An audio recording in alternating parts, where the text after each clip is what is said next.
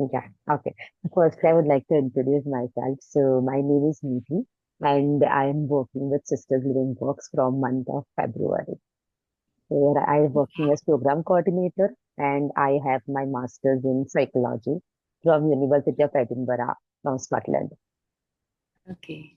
Yeah. So, can you Well, tell a little bit about yourself? yeah, I'm Anupam Mishra. I actually call myself Anupam Shakti most of the time.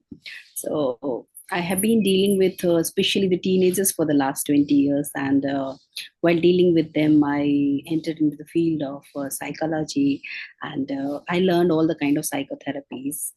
Then I did NLP, a course in NLP practitioner, then Mhm. graphotherapy, and then conscious movement, that is somatic movement in psychotherapy.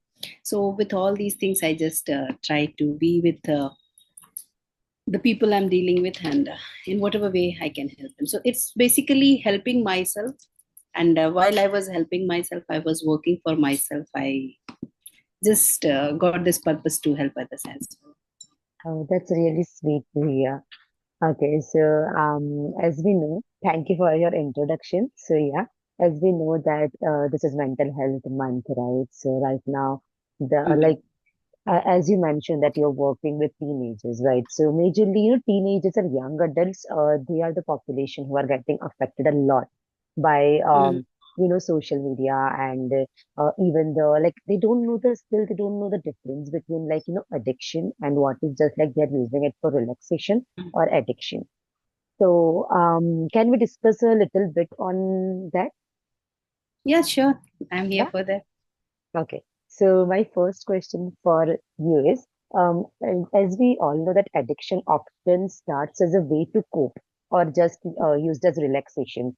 But Mhm. where do you think that thin line lies between healthy use and harmful dependence?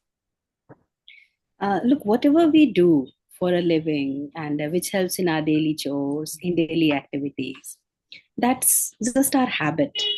But Mm-hmm. when that habit starts impacting our physical, mental, emotional health, then it becomes addiction. So, whether you talk about drinking issues, you talk about social media addiction, even porn addiction that we rarely talk about, and for sure, the one which is so hyped, but nothing is majorly done about the drug issues.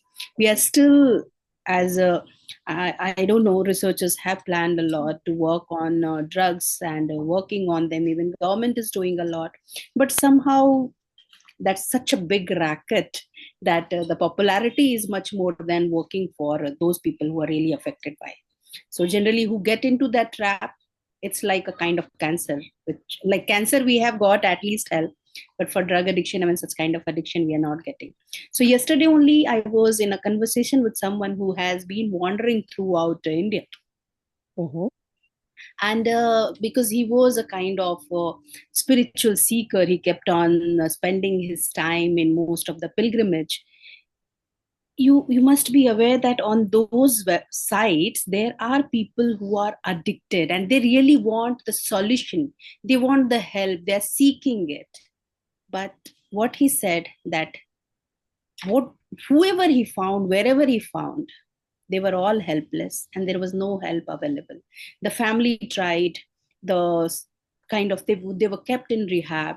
Again, a few stories which stated that a few people, well, there is a kind of history where people who leave rehab, either they come back to rehab, they get Mm-hmm. involved into criminal activities, or they kill themselves.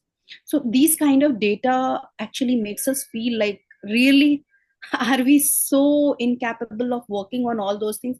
Because it is more important to prevent it. Like for example, if I'm drinking dirty water, I know that I'll get influenza, I'll get typhoid, I'll get jaundice, and I'm still having it. Forget about that dirty water that I know I Mm-hmm. will avoid.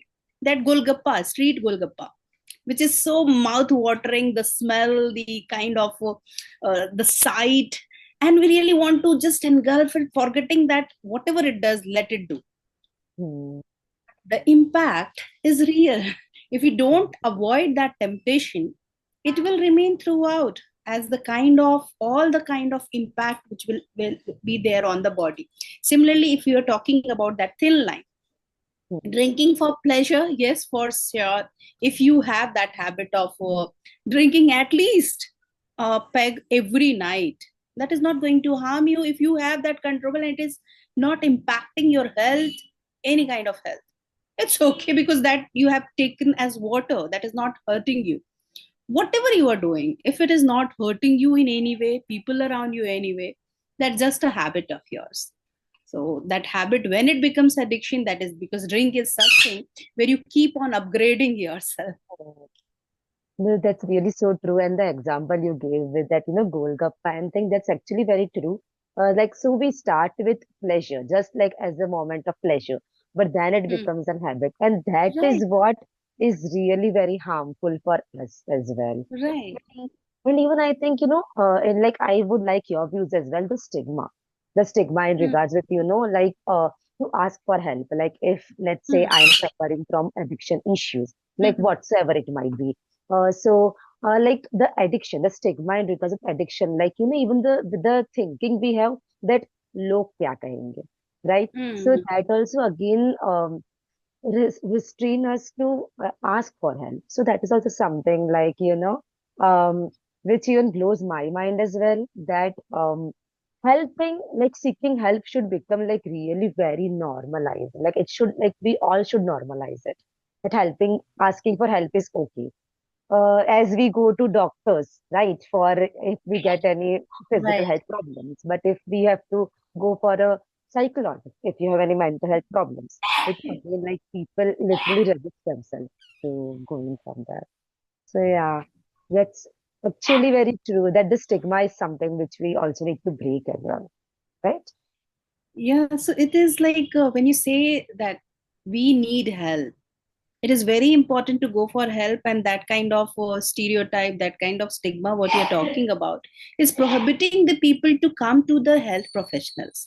But before reaching to the health professionals, what I have observed in my whole dealing with these kind of people who are not able to come themselves, and even if they come, they have to take permission from their parents that whether they can meet me on. Even as a psychologist, that we have that sort of like we cannot have our clients as our kids or teenagers, because they are under someone else. We need to take the permission from the parents first, or their authority should be there. So if anyone who is coming to us, that is they really need help and they have reached. So these Okay. kids actually right now they are aware that they need help, they are coming up. But the kind of people, the kind of system that we are in, where how these people think, as you said it already, when we need physical help, like a physical ailment help, we visit the doctors.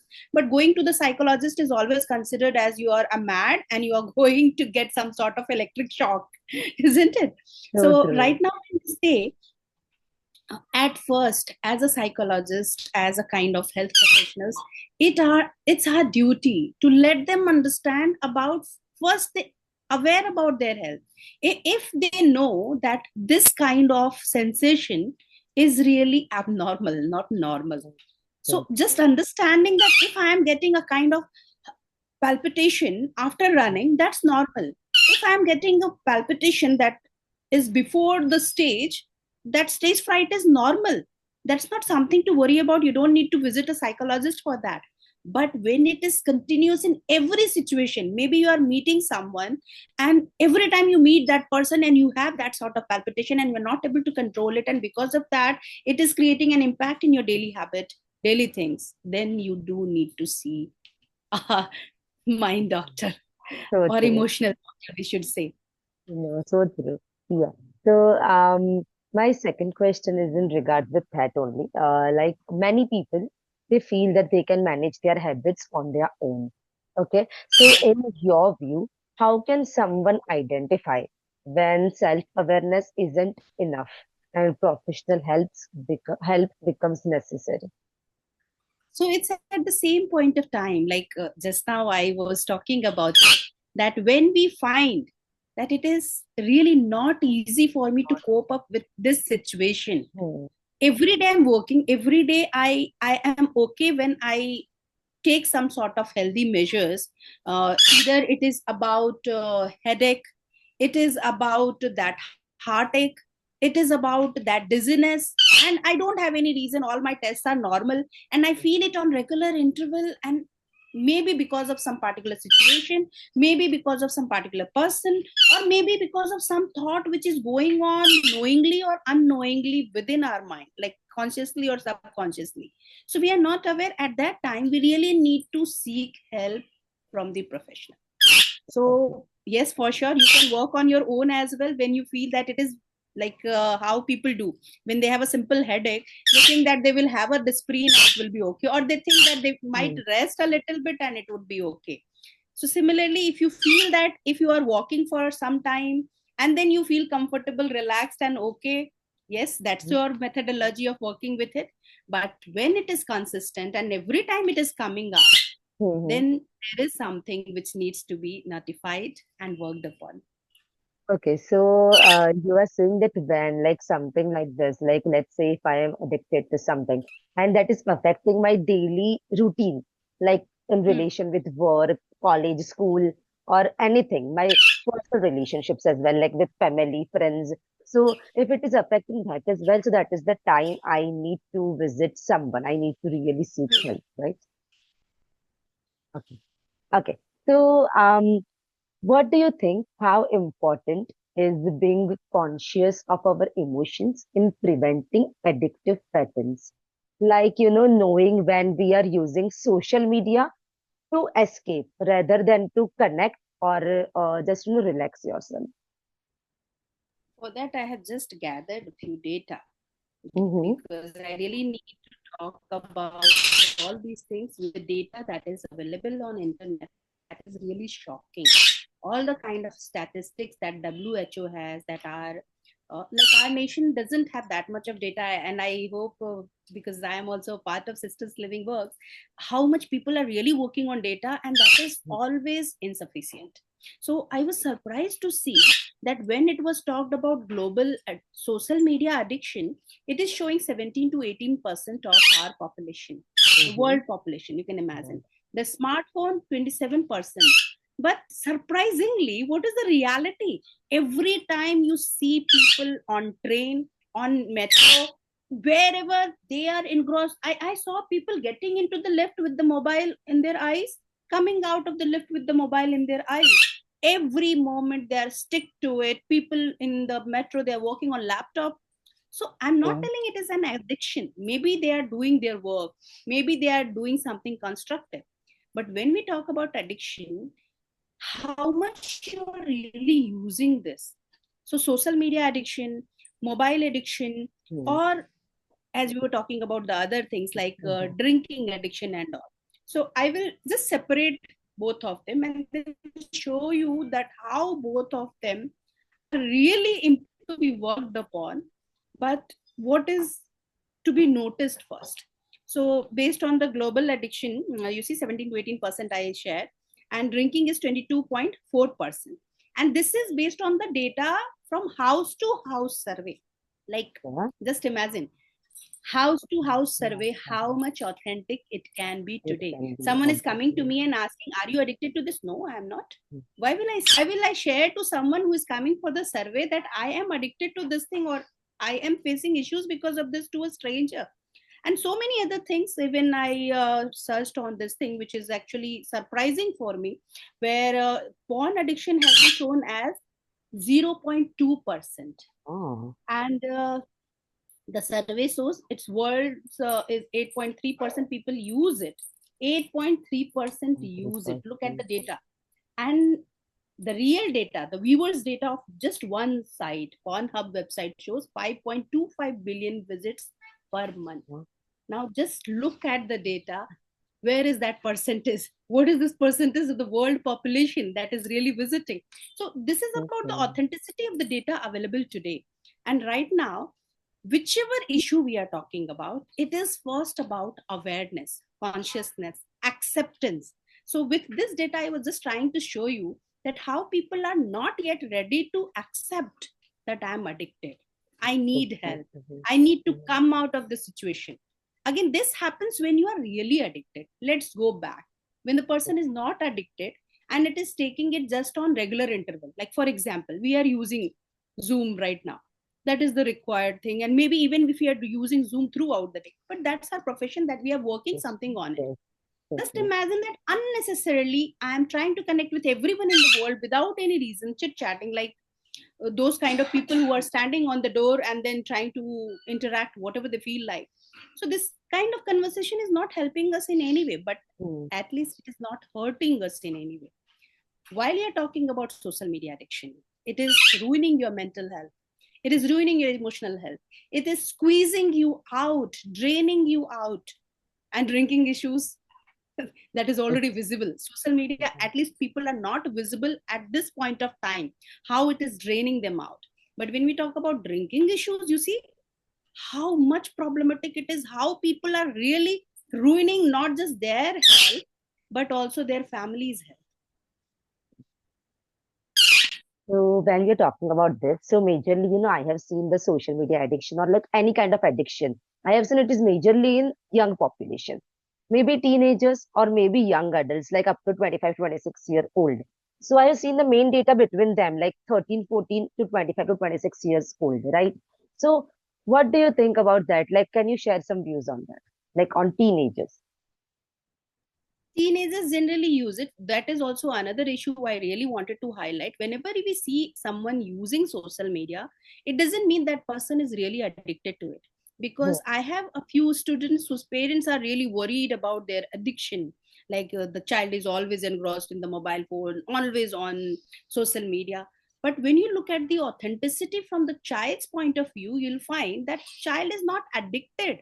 Whatever the child is doing is either to entertain for that moment, not just kind of petty entertainment, interacting with the friends, communicating with the people world over the world, like wherever they are able to Hmm. connect, they're trying to connect with those people, trying to know them, exploring the world, what is happening throughout, what all things they can get from them. And for sure, that school tasks and projects they are getting, they try to fulfill it through the uses of this chat gpt or whatever. So they are using it constructively. It's not always that they're ruining their health. But there is again some point when we know about this reverse psychology. So when they keep on listening from the parents, stop using it, stop using Hmm. it, and now they feel okay, anyhow they consider me that I use it a lot, so what if I use it for everything that I feel like, because they have already considered me that I'm not using it Hmm. appropriately, so I shall now really use it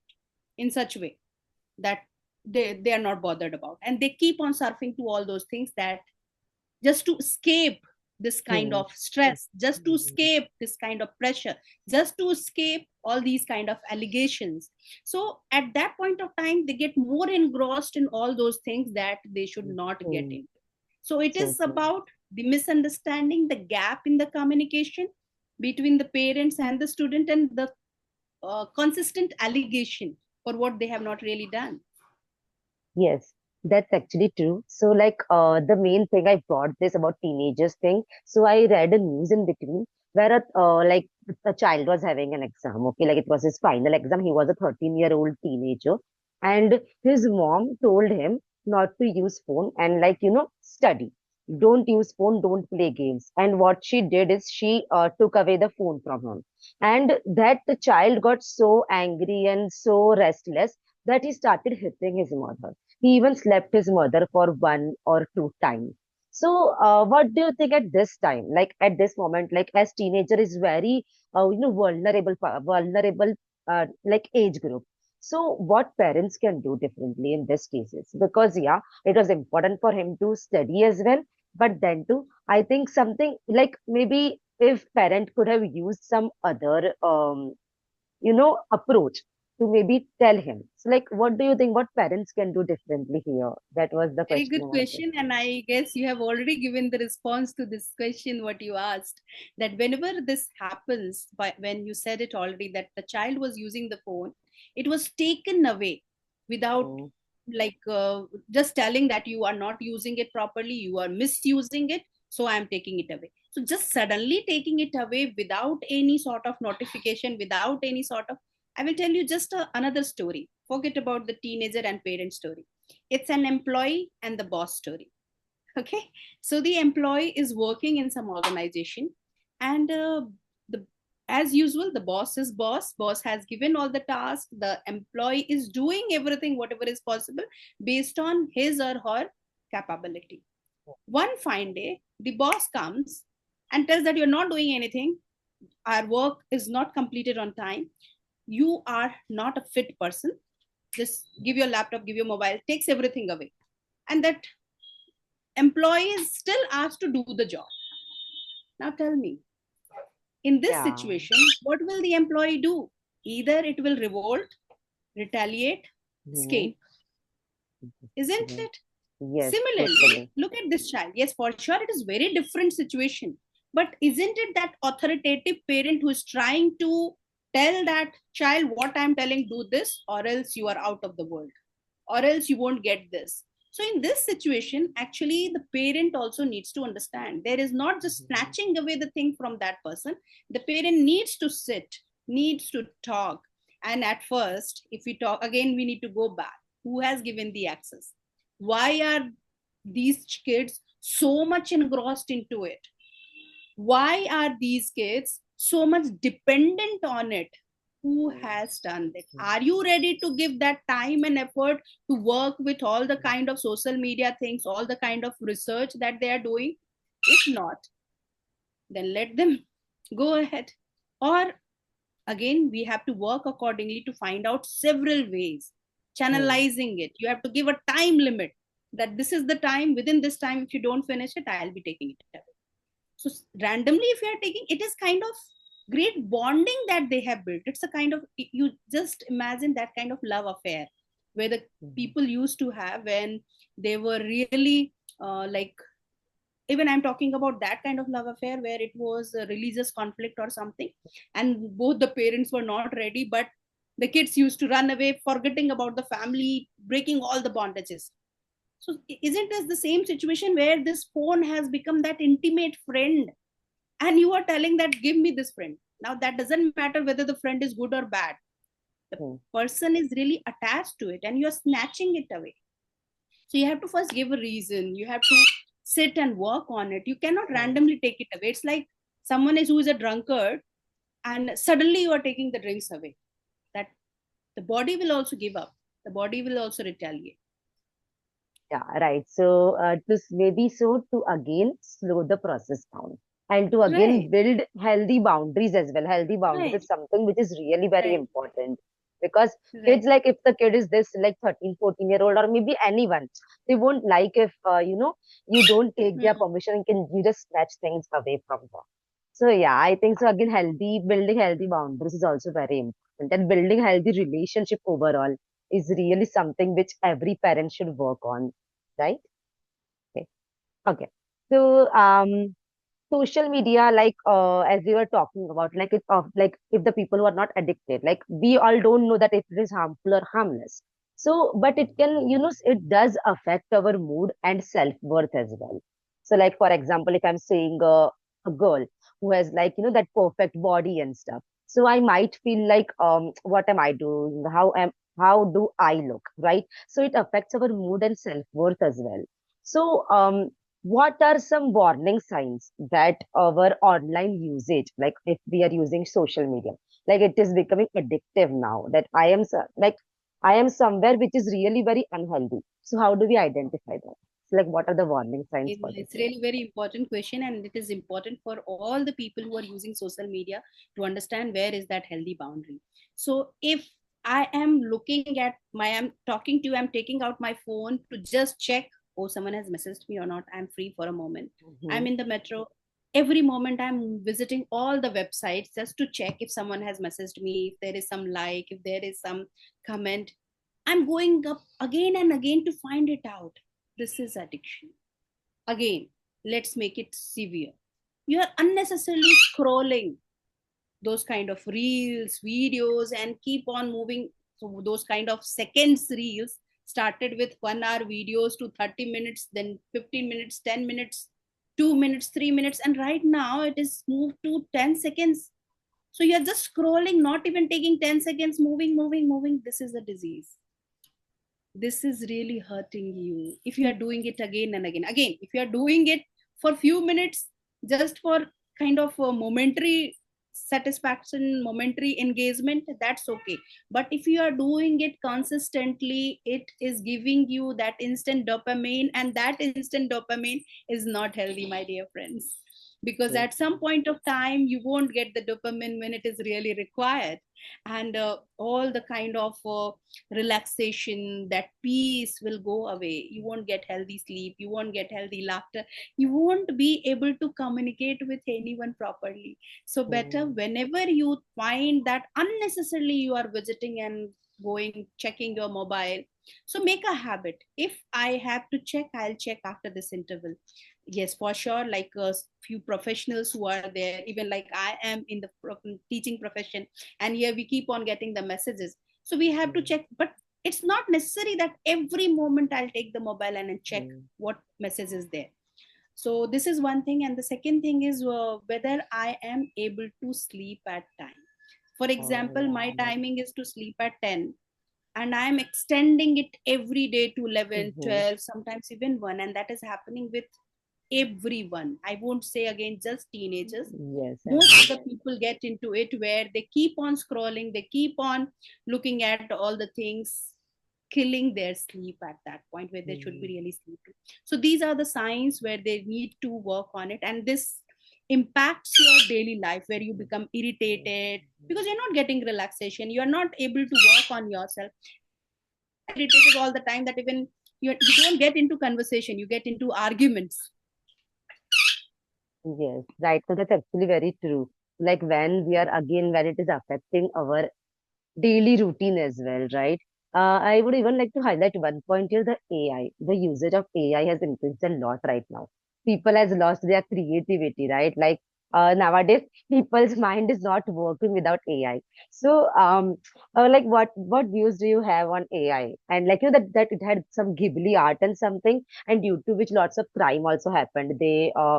They took someone's photo and like they made a MMS and all this stuff was also there.